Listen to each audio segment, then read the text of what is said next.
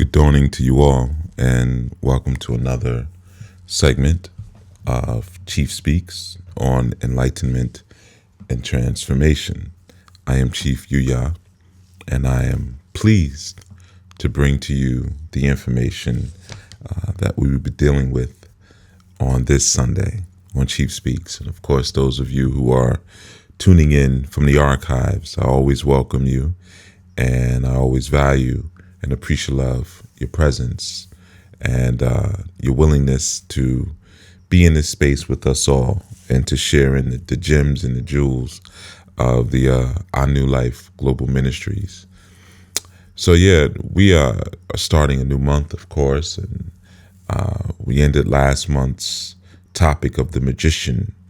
And of course, we focused heavily on the actual mind of the magician and the power and the ability to manifest and conscious creation, mindful manifestation, as in dealing with the magician. And this month, our topic is forgiveness and resentment. And in fact, I think I probably should have titled it a bit different, maybe called it resentment and forgiveness. But in either case, we'll be dealing with both topics or both ideas this month of November, So yeah, I wanted to kind of do a couple of things, a little bit of housekeeping before we begin. And I want to urge all of you who are tuning in anew, because I'm finding that a lot of people are just finding the show. It's constantly getting new contacts, new feedback from new listeners. I want to urge you not only to go back into the archives, back starting from 2010, and you can find them throughout YouTube, certainly on Enlightenment and Transformation TV. There's a lot of other shows. The bulk of the shows are there within playlists. You have different playlists for Masterminds Monday, Thunderground Thursdays, Foundational Fridays, NOOOO Safo. And you can find a lot of the videos there for those of you who've been asking about that. And if you just want the straight MP3 audio, of course, you can go to Blog Talk Radio. But if you go to the YouTube videos and you comment and things like that, then your feedback will be seen, or your questions and things like that. So, I wanted to do a quick recap for those of you who are tuning in new, to give you all some idea of what we've been covering so far in the Roman year of 2016. In January, we dealt with success and progress. February, we dealt with humility. March, we dealt with acceptance. April, race first. May, the key to our new life. June, new gods versus old gods. July, we dealt with liberation and freedom. In August, we dealt with unity. September, we dealt with family. October, the magician. And we're now in November, and we're dealing with forgiveness and resentment, or resentment and forgiveness. So I just wanted to give those who are new listeners maybe some insight on what we've been speaking about thus far and some of the topics that we've been covering. So another piece I wanted to speak about with you all, and I know many of you are saying, when's the video gonna come in? Well, I'm giving myself a bit of a break from the camera. Having that camera in your face while you're speaking, the webcam, and even though knowing that it's connecting to you all, and you may not have the ability to give immediate feedback while I'm speaking and presenting. Trust, for me, it is a bi-communicational medium. As I'm sending out to you, I can also feel your energy as well, and it's a different type of energy. If you're speaking in front of a room of people, it's a bit different because, there's more of a push and pull, a give and take, as you're presenting. But when you're presenting online, there's more of a give, and you can feel the watcher, the listener, taking or pulling. So sometimes, like in all things, in order to not get your senses dulled out, or primarily your first eye dulled out, sometimes you have to reset. You got to recharge, pull back, change the way you do things to kind of mix up your palate a little bit. So I decided I need just a moment away from that camera for a minute, just to kind of,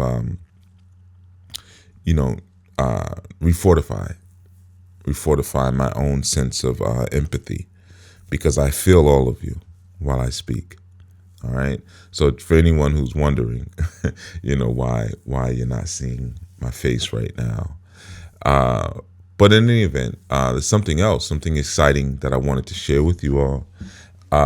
Starting the first Sunday in December, we will be having our new men's phone gatherings, teleconference. Okay, so I urge all of you who are members of the NOOOO ministry to get involved with that. For those of you who are signing up brand new, you will be given information on that phone call, how to get in on that. And for those of you who are already members of the NOOOO Life Ministry, you can send an email and express your interest in the phone call, but you'll also be receiving an email, so you don't really need to. And I want to reiterate again, this is a ministry phone call, so you have to be a part of the NOOOO ministry in order to be in the phone call. And if you desire to be a part of this ministry, and you desire to be a part of this line of action, then I urge you to go over to NOOOOLifeGlobal.org, which is ANULIFEGLOBAL.org,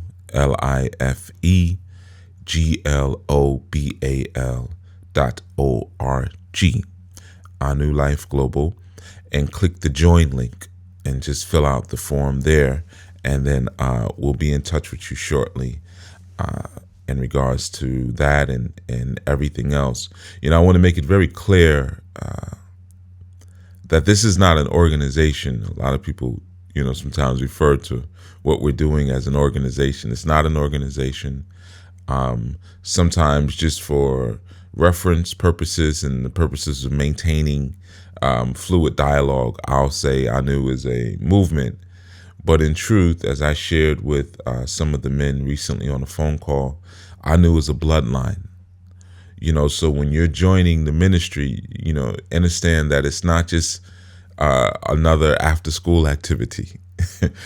So your participatory expectations are much different than maybe if you just joined a Facebook group or just an online class, or went down to your local yoga studio, or decided you wanted to learn Brazilian Jiu-Jitsu so you could be a UFC fighter or something like that. This is a bit deeper than that. And to be clear, if you join the classes, it doesn't necessarily mean that you joined the ministry. The classes within Sadulu House sit underneath NOOOO Nation.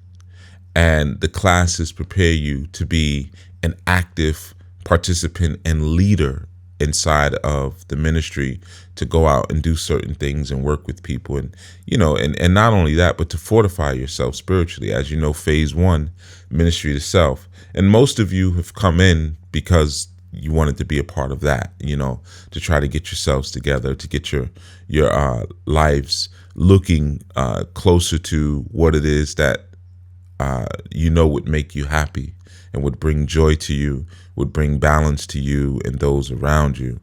And if you want to just do that, that's fine too. If you just want to be a part of the ministry, that's fine too. So you can have one without the other. But I just wanted to make it clear to you all that there is a differentiation between the classes and the ministry, and even the segments, the shows and things like that. But if you're a part of the ministry, even if you're not in the classes, you can definitely get in on those phone calls, as well as the women's phone calls, which are every Monday. I think they meet at 8. 8 to 8:30, something like that. But again, you have to be a member of the ministry first. So if you fill out the form, then you're welcome to participate in that. And there's something I wanted to bring up, and then I'm gonna get in deeper into today's topic. One of the conversations we had recently, which was about, I guess the discussion, it was in the community show, which airs 1 to 3. It's a live call-in show, 1 to 3 every Tuesday and Thursday.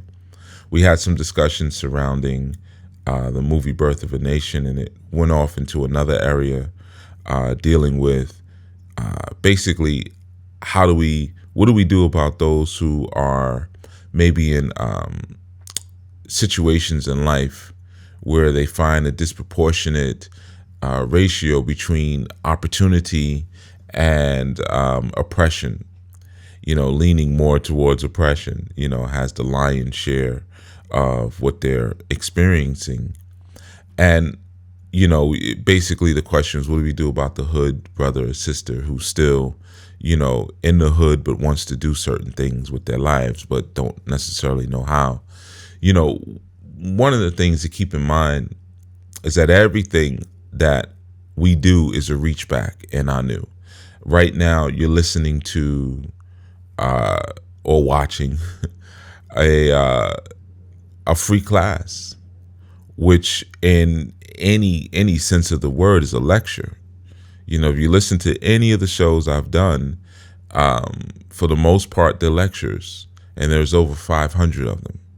So it's not like I do a call-in show every day or every other day and people call and ask the same type of questions. We did that for a while with Chief Speaks, and we got into some good questions, but when they started to be very redundant and even on some levels disrespectful, I stopped it.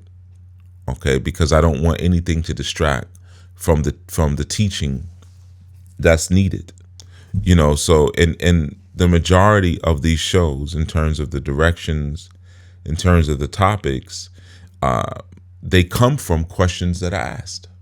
I pretty much look at the average. Okay, if 4 or 5 people ask the same question, I'll do a show on it.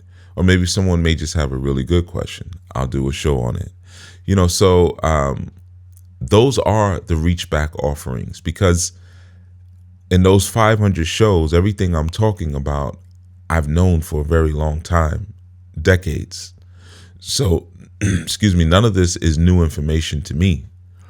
So it's primarily for the benefit of the community. It's an offering to the community, from the shows to the free mixtapes to the spells that are on the sites to the blog posts that are on all of the sites, all of that stuff. I don't have Google ads running all through my sites where, I'm getting, percentages if you click on ads and things like that. I don't have any of that. You just see text, blog with text. That's all. And then at the bottom of most of the blogs, it says, if you want more information, go to this site to get, free spells or more blog information, or go here to listen to free shows. So, there's a way to reach back and to do things. And sometimes we don't realize when we are the recipients of that already. So this whole experience is the reach back, and trust.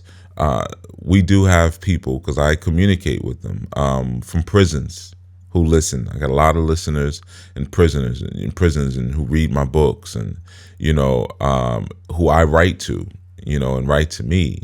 And we certainly have a lot of individuals who, again, may not have the money for certain things, and they engage and participate. So, there's so many different ways that you can help out and reach back, believe it or not. There's so many things already at your disposal, which is another reason why I even also price my services and my books at the rate that I do, because this is a ministry.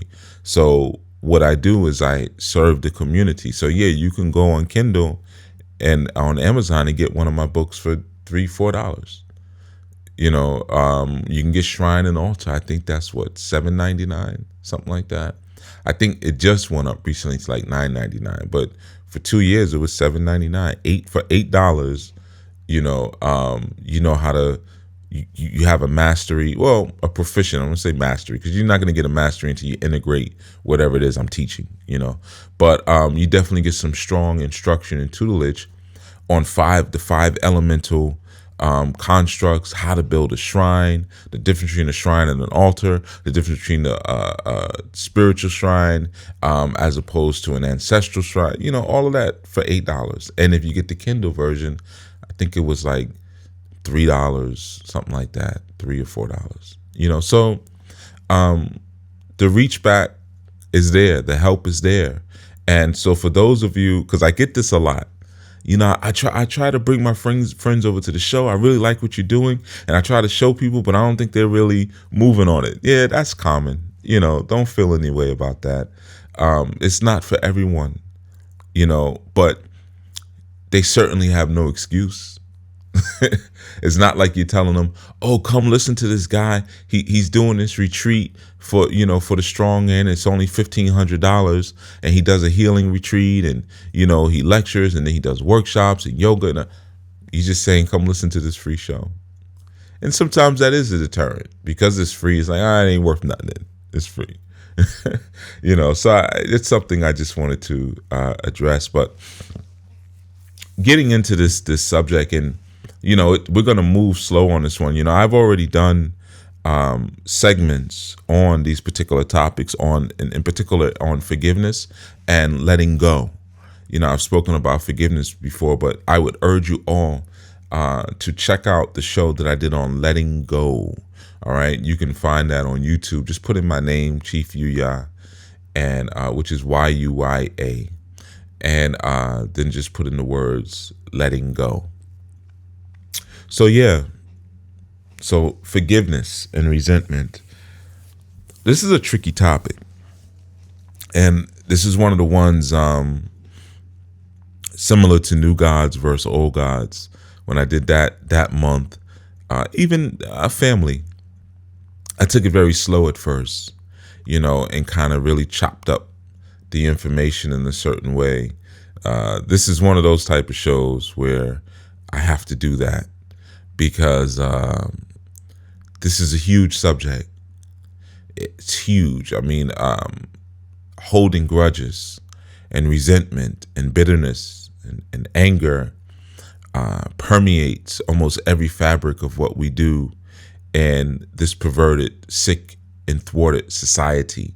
So we constantly find ourselves having to either ask for forgiveness or seek one's forgiveness, or again, on the same instance, hope and wish that we're able to forgive someone else. We can come to that place where we can relinquish and abandon our feelings of resentment and move into a place where we can feel a sense of adoring acceptance again with someone who has done us wrong or fed us poison, and there is a lot of controversy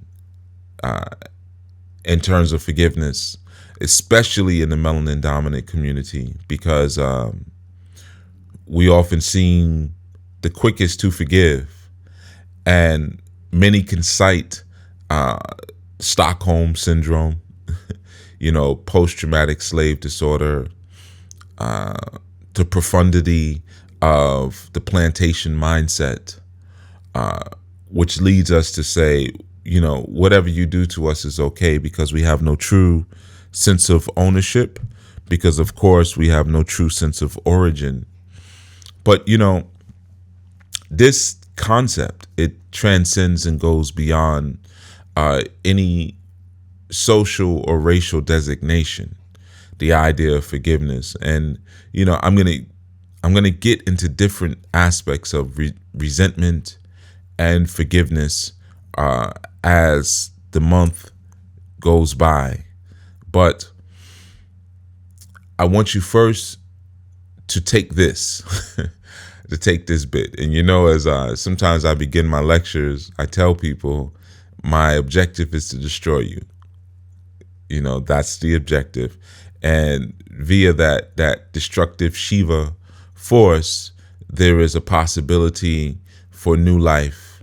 There is a possibility for greater expansion, because the truth is, in your mental sphere and in your higher and elevated presence and awareness, you always want to expand. You came to the planet for the purposes of expansion, not for the purposes of stagnation, not to recoil yourself, not to diminish yourself in the face of anything that you seem to be, that you deem to be awesome and terrific and awe-striking, or some God that holds those qualities. You came here to be more of what you already were. That's the mission. Okay, that's your guiding mission. So with that, the idea of forgiveness, which I have to give you, is a completely unnecessary idea.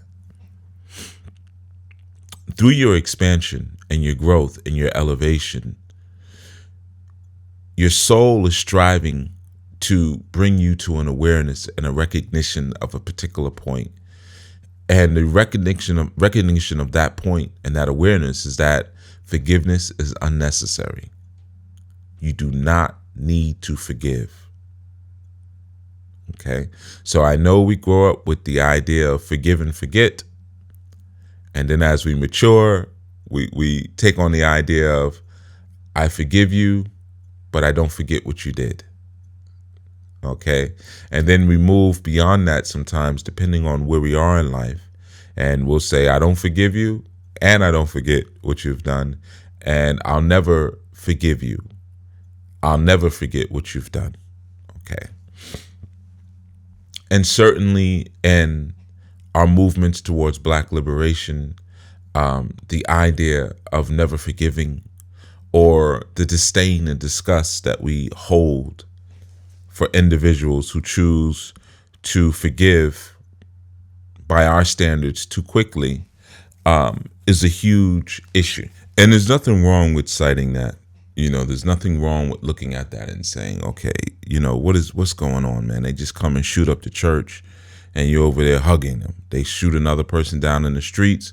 You're over there, giving a high five, soul brother handshake to the chief of police.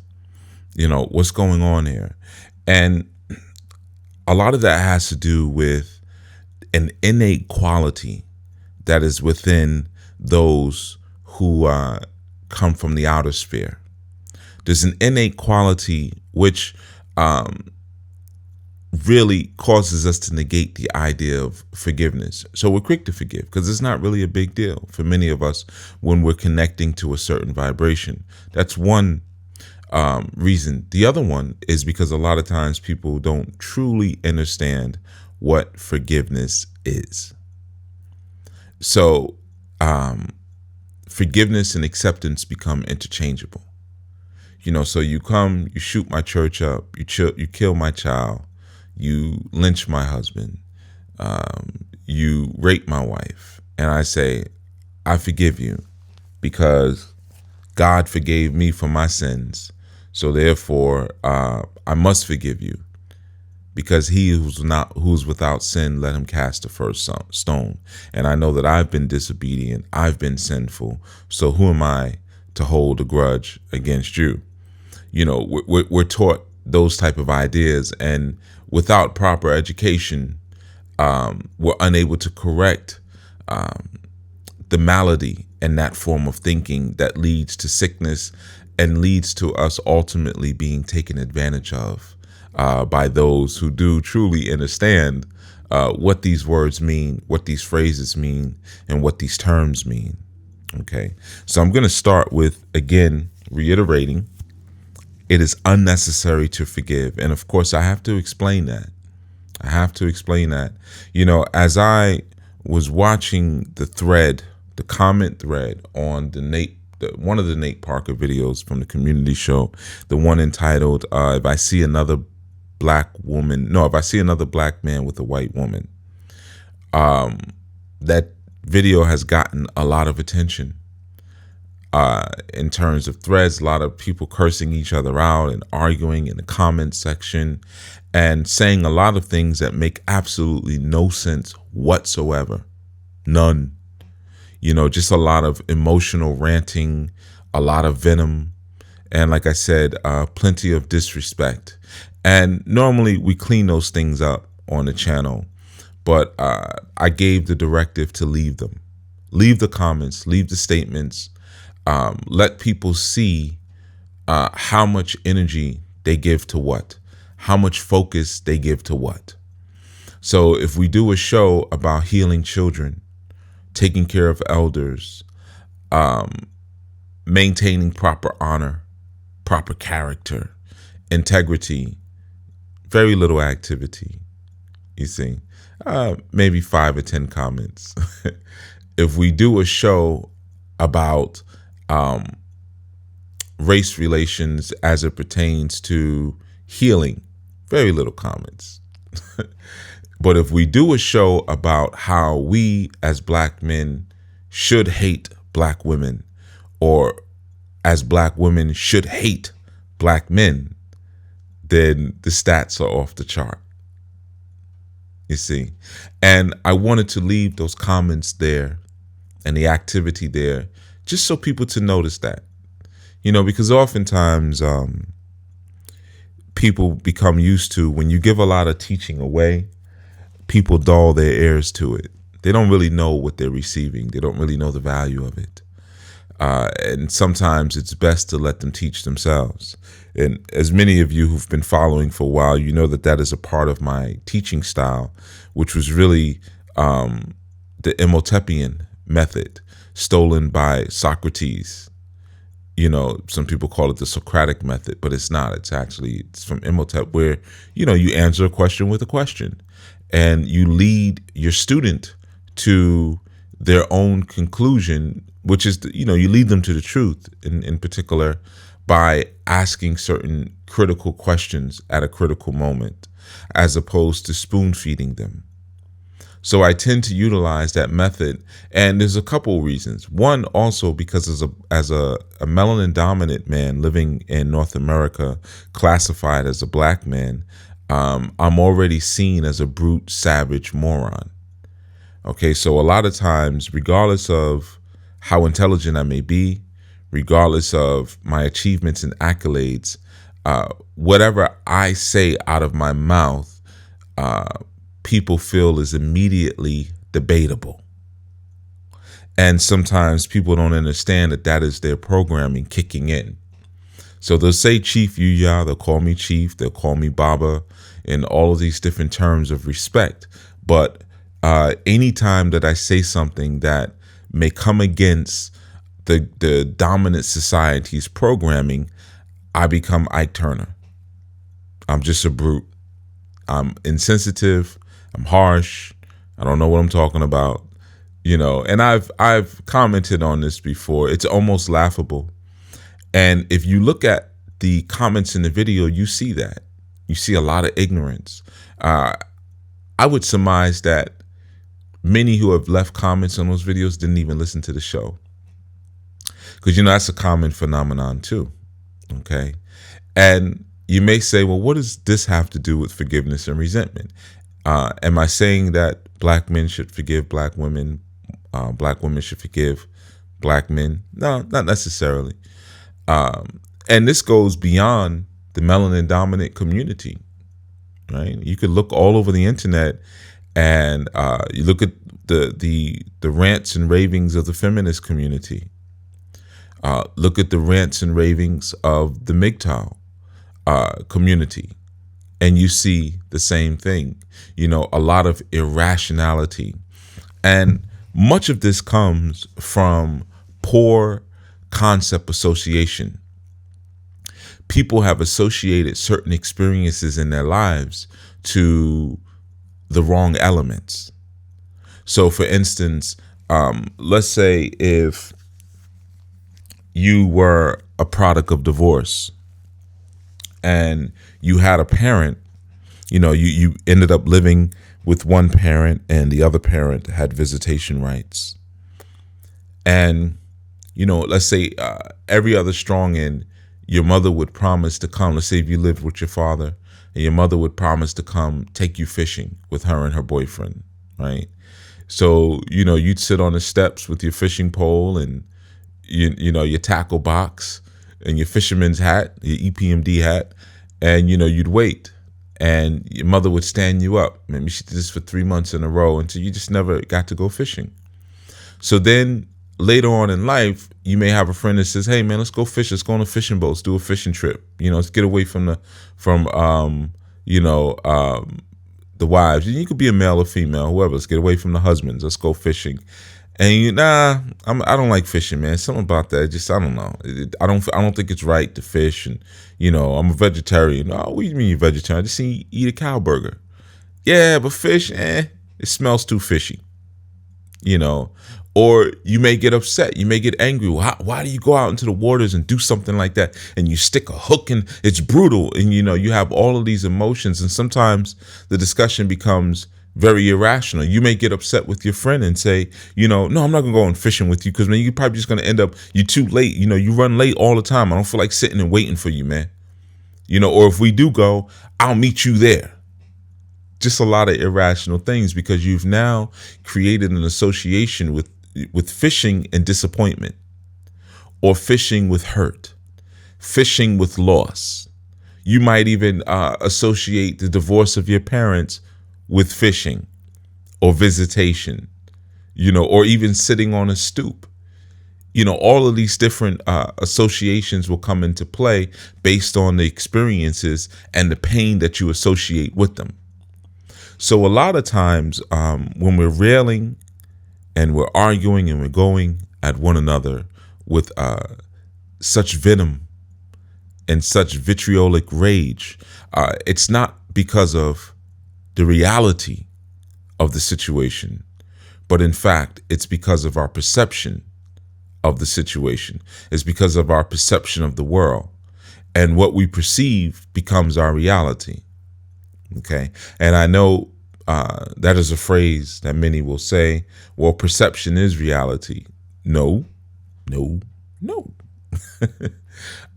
Perception carves out your situation. Okay. But your situation is not synonymous with your condition. Okay. So you and I can be situated in the same space, but our conditions can be different in that space based on what we decide that space is going to be for us, what we're going to use it for. The both of us can be trapped down in the well, and in the bottom of that well, you could say, well, that's it. It's done. This is it for my life. This is the end. And I may say, you know what? I've been doing these pull-ups. I've been doing these pull-up exercises, and I've been doing these different things to strengthen my core, and working with the kettlebell, and, running with a book bag, hiking with a book bag. I've been hiking with this 40-pound book bag and this and that. Now is an opportunity for me to check my grip strength, my core strength, see how strong my legs really are, and see if I can climb out of this well. This is an opportunity for me to focus on what I wanted to focus on anyway. Because why was I doing all of this working out? To be strong and to be healthy, so that when the moment arises, I can be strong in the moment. So now here is my opportunity where I seemingly have only two choices: to ignore the reality of what I've become and what I can do, or to choose to wallow in the demise and the misery of my own perception of my condition. Okay. So you'll find that in that moment, it is the precept of focus and concentration that makes a determination as to what your life is going to be. So if you read in many of the comments, and I will have to say that most of the venom is coming from females. There's one or two males, and they may even be trolls who have kicked up recently. but it initiated with the females. And there's been these very wide blanket statements said about black men. And then there's been from the males some wide blanket statements said about black women. Well, you have to think about for a second, how realistic is that? If we say, well, black men just going to take your credit card and screw up your credit. Well, what about the black man who doesn't do that? That immediately negates your statement. Then you have to say, well, most black men do that. Have you met most black men? You know, the world is predominant melanin dominant. So that means you'd have to meet, you'd have to travel the entire world to make a statement like that. Or you may say it about black women. You know, black women got too much baby mama drama. They're lazy. They're unambitious. Well, what about the ones who are? Again, a negation of the statement. So because of our perception, because there's some who have heard what I just said just now and they're already upset. They've clicked off because they have a pain association with those words. Man, woman. As soon as you say them, there's a pain trigger. And once that pain is blaring in your ear, you know, your emotional body is hot and active. And as long as you're feeling, you can't be thinking. You're not going to have two things going on at the same time. Okay, there's a process, there's a sequence to feeling and thinking. Okay, we think, then we feel. You know, that's the process. Okay, so as long as that pain trigger is in place, then all reason goes out the window. Okay, so then you're allowed to make those blanket statements, and you may even write 3 or 4 paragraphs of text because you really feel like, you know, what you're saying has a real and honest justification based on, and you're going to say it, what you've experienced. So now your experience create this perception of what is in totality. And you only see the world through those lenses of your small experience. And you never chop it up to the decisions that I have made have created this reality for me. It is through my own decisions. I have chosen to choose to be with certain type of people in my life.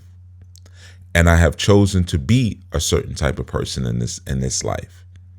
And ultimately, I have attracted what I am.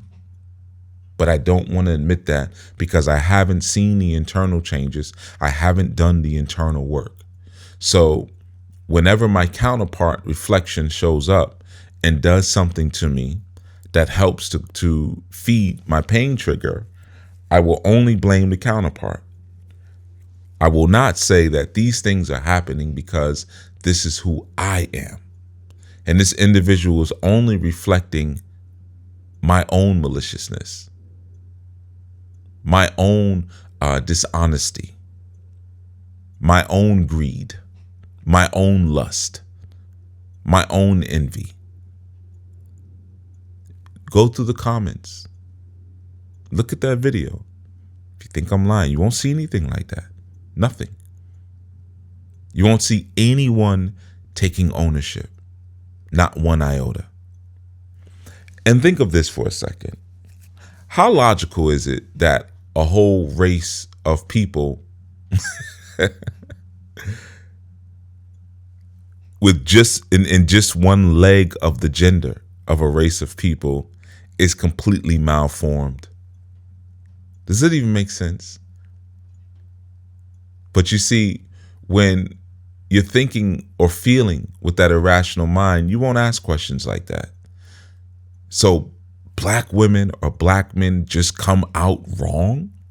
They're just wrong. All of them just wrong.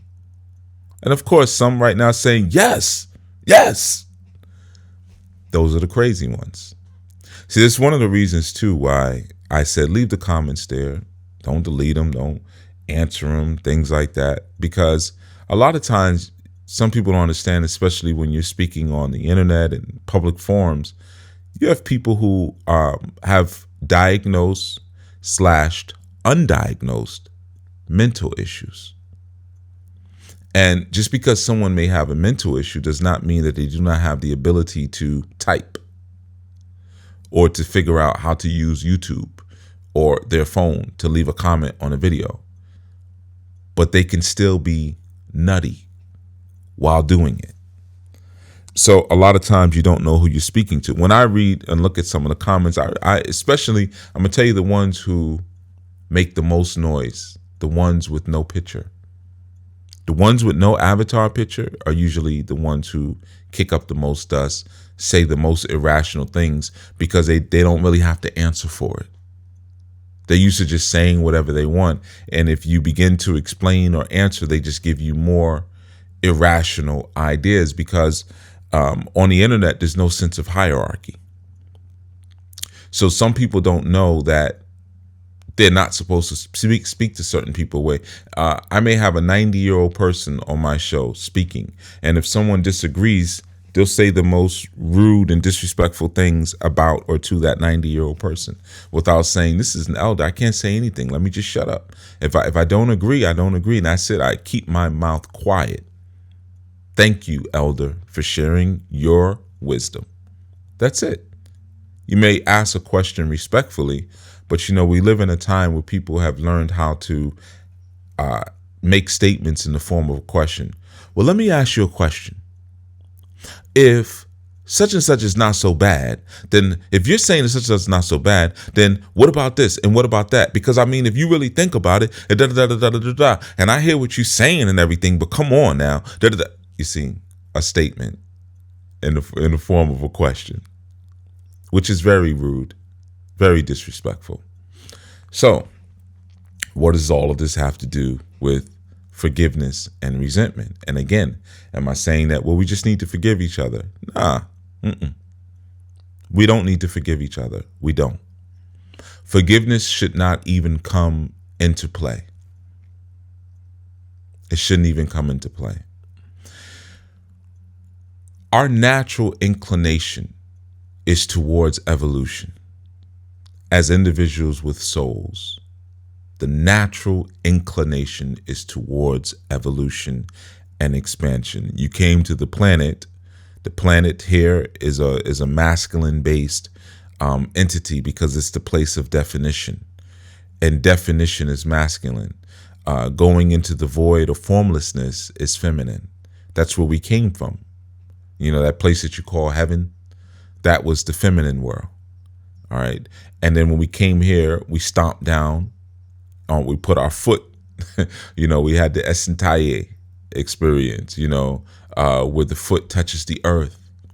And then we say, okay, now it's time to define some things, which is a masculine principle. Oh, phone is going off here.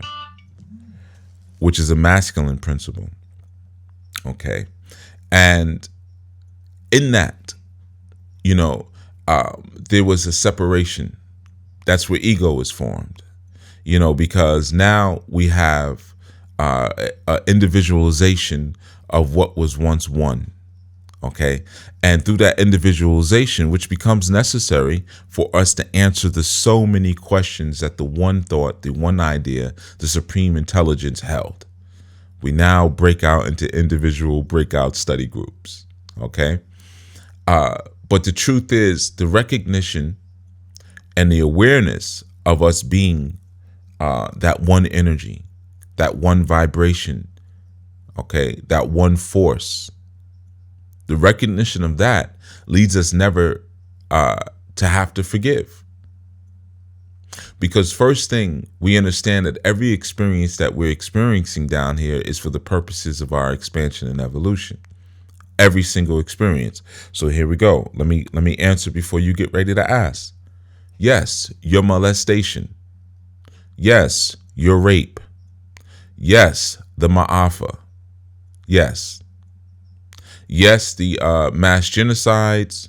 Yes, white supremacy, racism. Yes, the tsunamis. Yes, the hurricanes. Yes, the wicked and corrupt and crooked people on the planet. Yes, yes, yes, yes. So before you go into the comment section and put 5 exclamation marks and 10 question marks, and you say, what about the? Yes. It is for the purposes, it's your opportunity. No different than when you fell into the well. Now I can answer the question. I've prepared. Now I can answer the question of what the Most High does in this situation and in this moment. Who do I need to forgive? Do I need to forgive the person who threw me in the well? No. Don't need to forgive them. Do I need to resent them? No. If I feel like I'm going to get out the well, I need to defend myself. Maybe they're standing up there and I need to kill them because they're going to try to push me back in. Okay. But it's just what needs to happen. And then that person's family can then deal with the question, should I forgive this person who killed my father, who threw the person? You know, it just goes on and on and on and on and on and on and on and on and on. See, forgiveness is a process of returning. Forgive. What are you giving? See, that's the essence and the idea when we think of forgiveness. Often we don't know actually what we're allowing and what we're giving. You know, many will say that to forgive is to allow the pardoning of an offense, but it also means to give up. In fact, forgive was an earlier form of the word for marriage. You know, like you say, I give you this man, I give you this woman. So forgiving was also a way to say, okay, I'm allowing the consummation of a marriage. I'm forgiving, you know, which means I'm giving in. I'm giving into the I'm gonna let the sex happen. I'm gonna let this happen. But for not only means before or here, but it also means complete, to complete something. Okay. And then you, of course, have give. And giving is allowing, you know, something, or, you know, we'll just say allowing. So when we forgive someone, we completely allow. And you think about that for a second. We completely allow. That means we're showing no resistance to what is. We're showing no resistance to the change, to the opportunities in our lives for expansion and growth. We're not resisting them. You see, we're allowing them. And as I defined for you guys earlier in other shows, forgiveness means to give love in advance. Well, what is love? Love is congregation. Love is connection. So if I forgive you, I acknowledge that there is no separation between you and I from the very beginning. And in fact, my natural propensity is always to join with you. That's why a lot of times forgiveness is so difficult. Why is forgiveness difficult? Because we wrestle with it. That's why it's difficult. Because within ourselves, you know, like let's say if you have a relationship, you might have a 10-year relationship with someone. It could be intimate or otherwise. And the individual does something to betray you. There is a part of you that says, but man, they were so good to me. This person maybe taught me how to drive, you know, or this person bought me my first suit, or they used to cook my favorite meal, you know, or sex with them was, you know, cosmic. I never experienced that level of connection with an individual, but they took the money out my bank account, crashed my car and lied about it, you know, came on to my parent, whatever it is, you see. But there's a wrestling that goes forth, and primarily because when we come into a space where we choose to not forgive, and we're hoping to exclude someone from our life reality, in the very action of exclusion, there has to be the action of inclusion, because we've put our attention to what we don't want. We have not put our attention to what we do want. So we're saying, I'm upset with this person.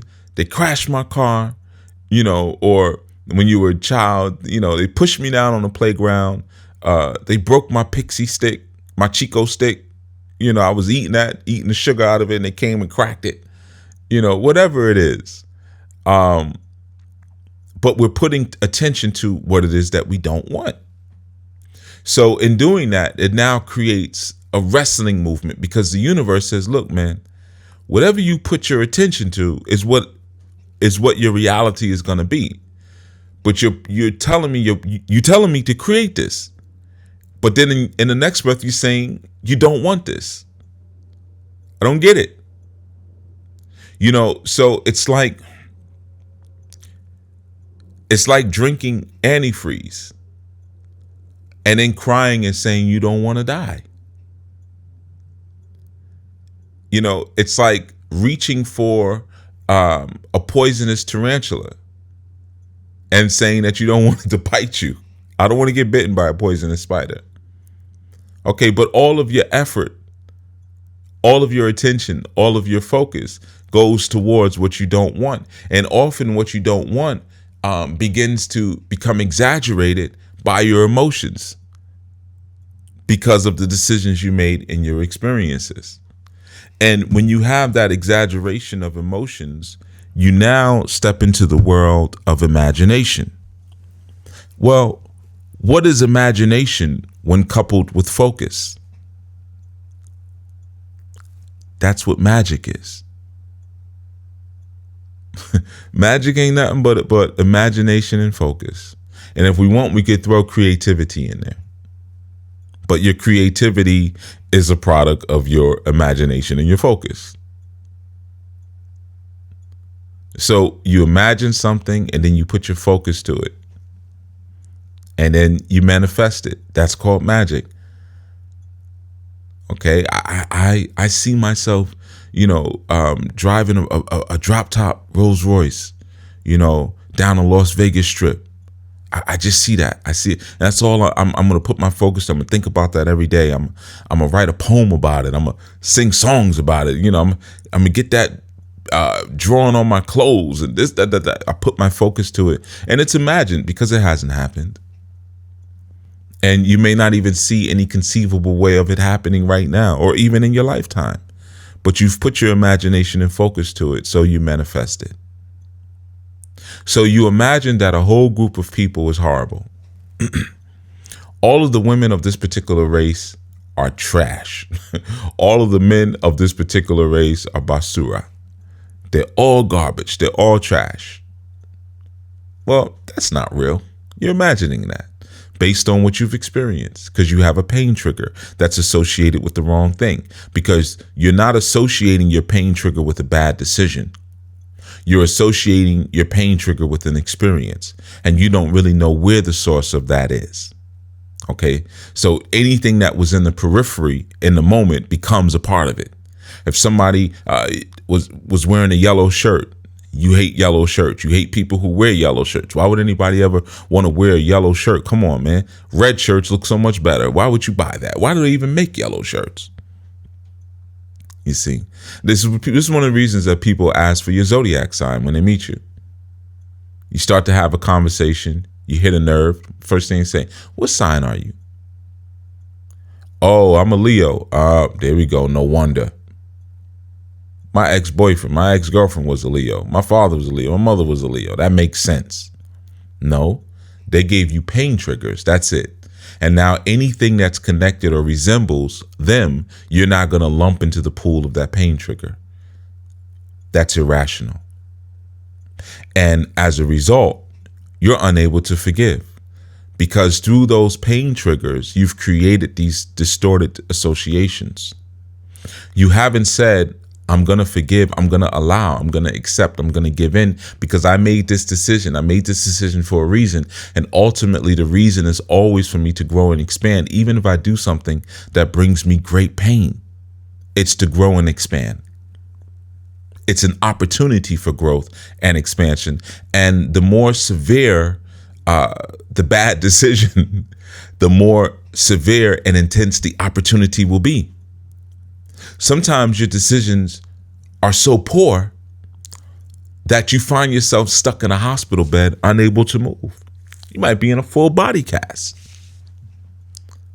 But you create this meditative cell. You become like a Buddhist monk laying on a hospital bed with an IV,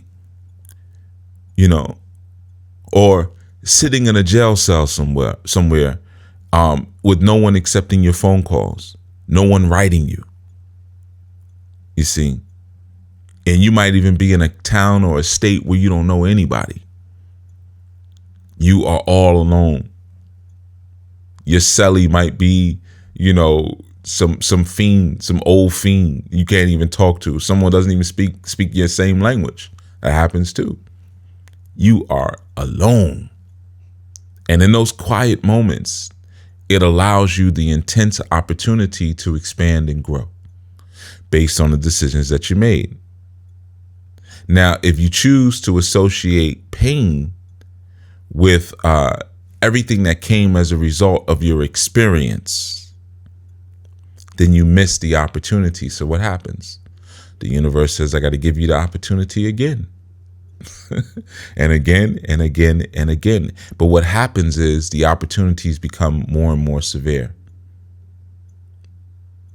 And if you're not able to see them for what they properly are, they become more and more damaging. You see? So the first individual that you need to forgive, when they say, I got to forgive myself first, most people don't know what that means. That means it just, I just got to not feel bad anymore. I just have to have compassion for myself first. It's so much deeper than that. To forgive yourself first, or to forgive yourself, period, is to acknowledge that I am one with every single one of my experiences and all of the perpetuators of my experiences.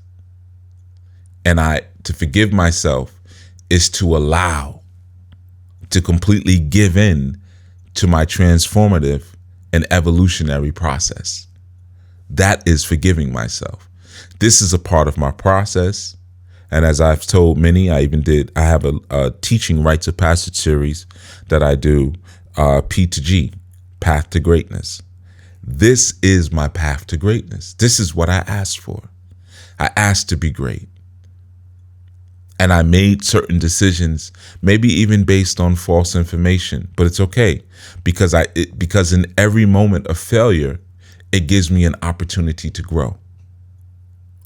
I think it was Zach who said that this past end of the month segment on Chief Speaks. He said all these different mistakes and failures just only gets me closer to my success. Okay, it just gets me closer to my success. Like you look at a staple in many men's garage, WD-40. A lot of people don't know what that stands for, but it stands for water displacement 40. And what does the 40 stand for? That was the 40th version of the product.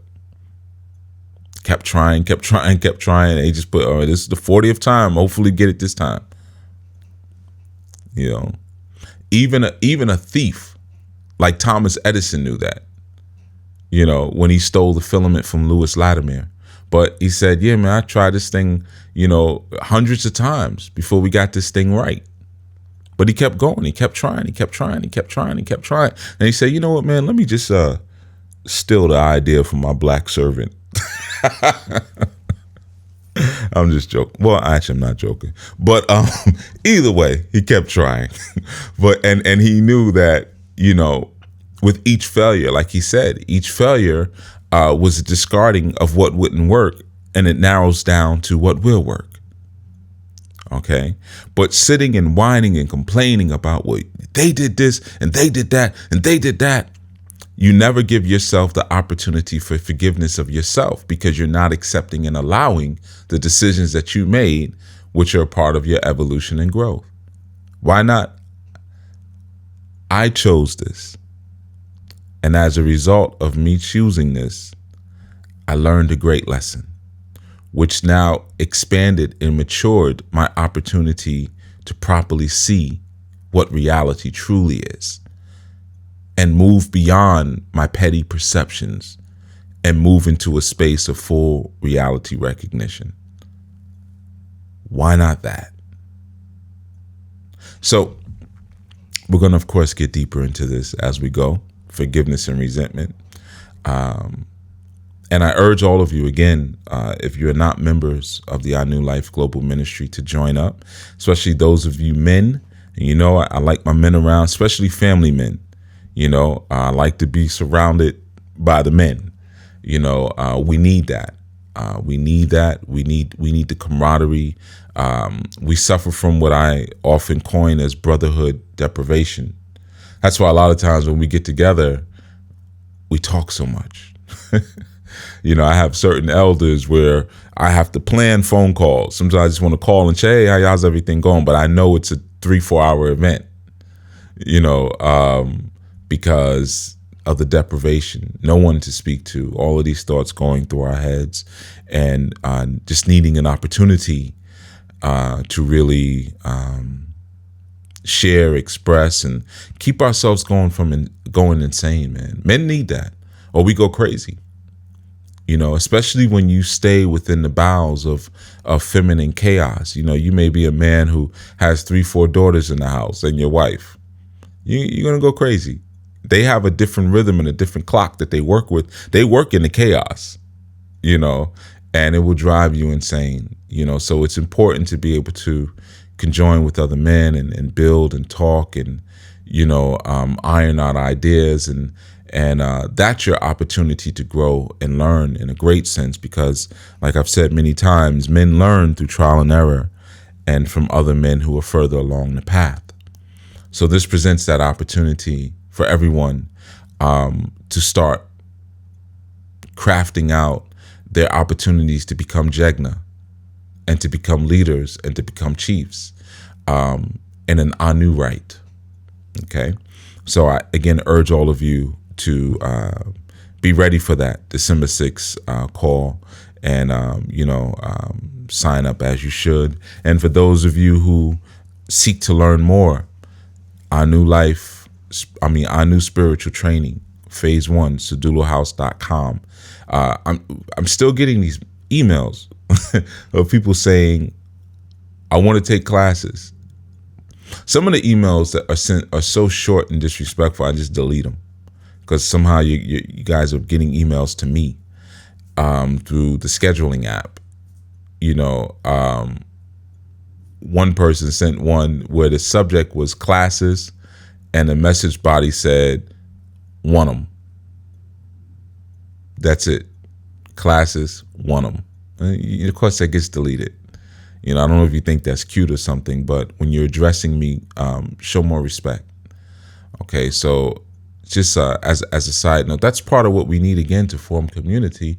There has to be a hierarchical respect. We got to respect the men, we got to respect the women, we got to respect the children, we got to respect the elders, and we have to start moving like royalty, and the best way that we can do that is for those of us who are in the know of that, just begin modeling it and accept no less. Establish a code across the board where there is a zero tolerance policy on allowing yourself to be disrespected. But first, you have to understand what disrespect is.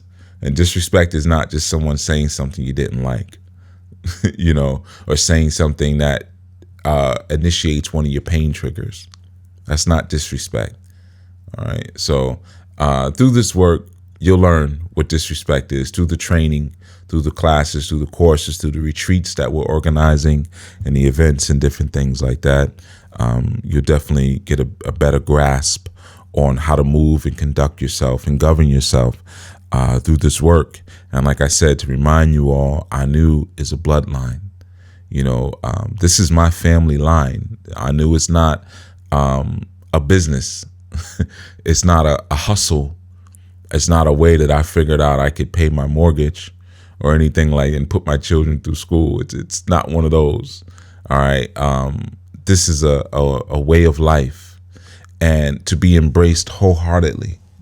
And if you don't embrace it wholeheartedly and don't embrace it holistically, sad to say, the alchemy that it could perform in your life may not fully come to fruition, because extracting components, extracting ideas, substituting, as so many of us so often do. Well, I just want some of this. I want a little bit of that, you know.